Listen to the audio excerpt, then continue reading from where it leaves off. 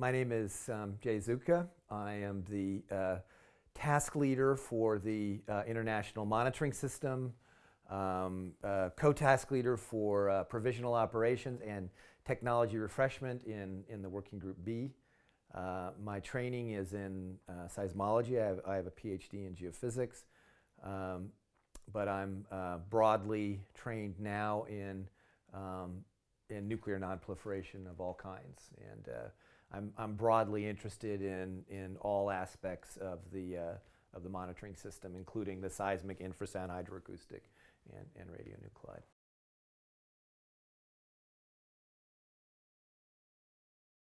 In a general sense, I mean, my whole goal here is to do the work necessary to, bring about the verification, the readiness of the verification system, so that when the treaty enters into force, the verification system is ready. So that's the goal of all of us that go to Working Group B. Of course, that's our goal. Each of us brings our own specific, skills and knowledge to that. So I view my role as a task leader as really a facilitator to try to bring together the various delegations and try to reach agreement on issues and then move forward. One of my roles now is the task leader for what's called Technology Refreshment.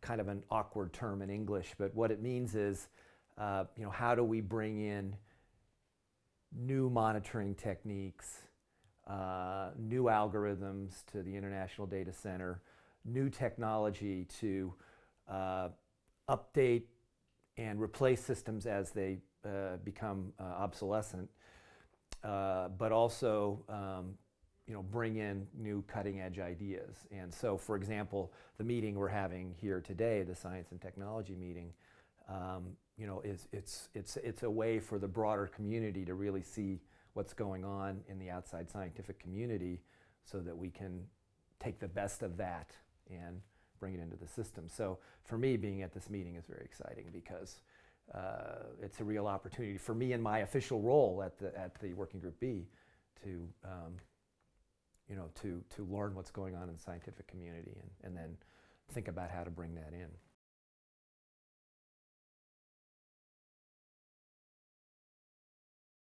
In the last 10, 15 years, there's really been major advances in the monitoring, particularly with the build out now almost completion.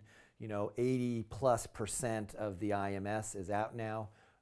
The International Data Center is producing provisional products across all of the technologies now.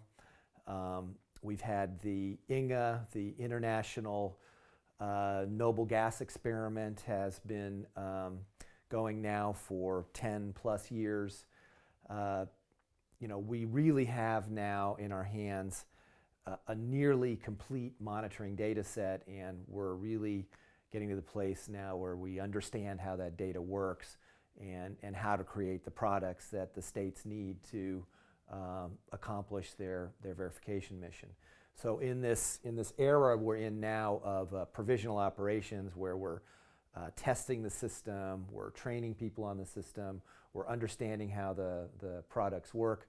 I think we've really come a long way with that, and I think we're getting to the point now where the states can really understand how to use the products in a verification mission when the treaty enters into force.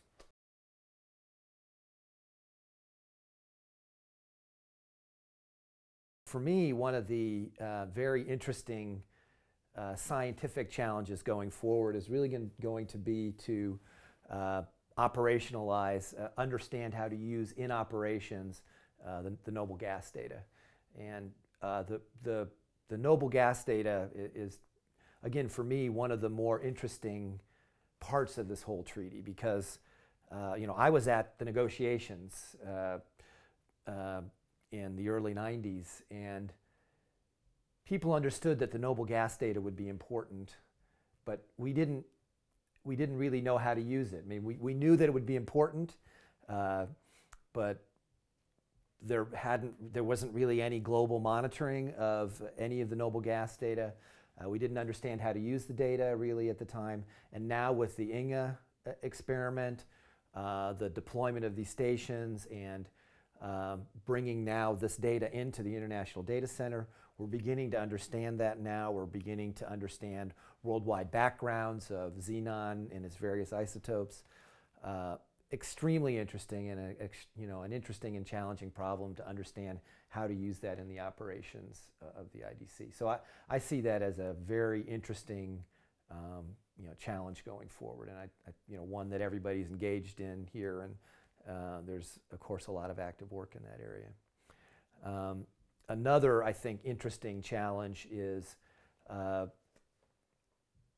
further building out the on-site inspection regime. For an on-site inspection to be successful, all of the parts that are called for in the treaty have to work together to bring together a suite of data that will convince policymakers that a nuclear test took place in the area of the inspection. That's a challenging task, and renewed attention is being put on on-site inspection now in Working Group B. I think that's very exciting. There's planning now for this next integrated field exercise, and to me that's very exciting, very interesting. How can you design an exercise in such a way that demonstrates the integration of all the technologies and the decision making that will go on in the field, and the production of a data set that will be convincing to policymakers that a nuclear test took place in this area. Another interesting challenge, for me, is thinking about the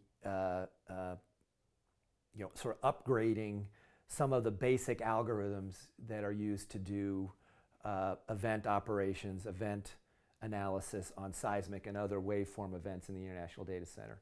And for example, one of the outstanding problems in seismology for years has been how to associate events, because when an event happens, you get a wave arriving at a station, you get an arrival at that station, then you have to look at all the other stations and make an event association. And that the technology we use to do that is really almost 30 years old, and the analysts spend a lot of time getting the event association right. And there's a lot of interest now, a lot of new research going on, in particular at the conference we're at here. I just happened, before I came talk to you, I just happened to be at a talk where someone is looking at new ways to do this event association. Very exciting. I'm looking forward to advances in that and bringing those things in to our work at Working Group B. And for me, as the task leader for Technology Refreshment, sort of an awkward term in English, but what that means is, how do you bring in new cutting-edge technology, algorithms, ideas, into consideration at Working Group B, and eventually into operations at the various places in the verification regime, in the IDC or on-site inspection or wherever. So that's another one of the challenges. So for me, I see sort of three big challenges. One is the noble gas, the other is on-site inspection, and then the third is updating the algorithms in the IDC.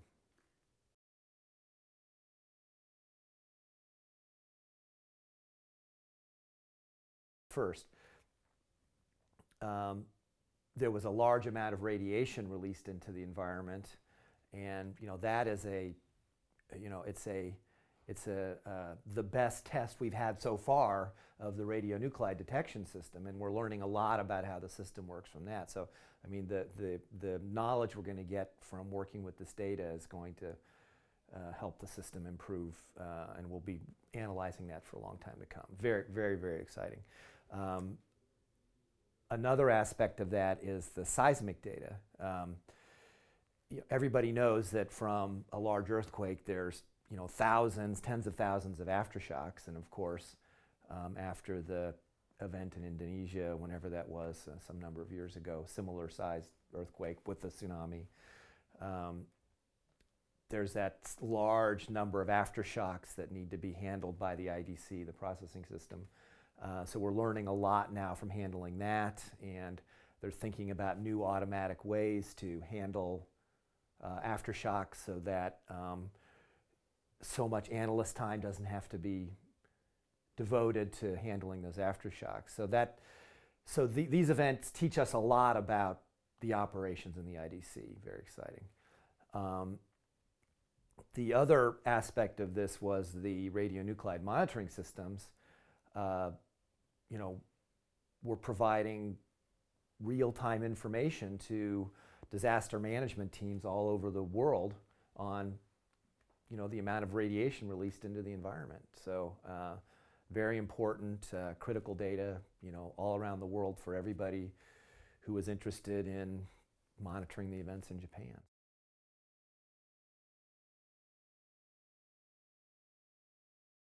I continue to be optimistic about entry into force of the treaty. Now, of course, there are significant challenges down the road with ratification of the treaty by some of the countries. For example, North Korea. That's obviously going to be difficult. And I'm not a political strategist. I mean, that's not my area, and I know a lot of people are thinking about it. I think the good news is that we have made in the last 10 years significant progress in the development of the verification system. So my view is that the verification system, what's the right way to say this? The verification system is in good shape and getting better, and so I think as countries look at the international monitoring system and the products from the International Data Center and the capabilities of on-site inspection, they will have confidence that these things will be there when they're needed after entry into force. What I think is important is to make sure that the work we do here in Working Group B, so when any country thinks about ratifying the treaty, the U.S. or India or whatever, China, any of the countries that haven't ratified or even signed in some case, like India or North Korea, when they look at the verification system, I want to make sure that when they think about verification or on-site inspection, that they have the confidence that those systems are working properly and will give the data that they need to feel confident about verification of the treaty. And that's really what our job is at Working Group B, is to make sure that those systems are in place and that the people that do worry about ratification and bringing the treaty entry into force, they can be confident in that work.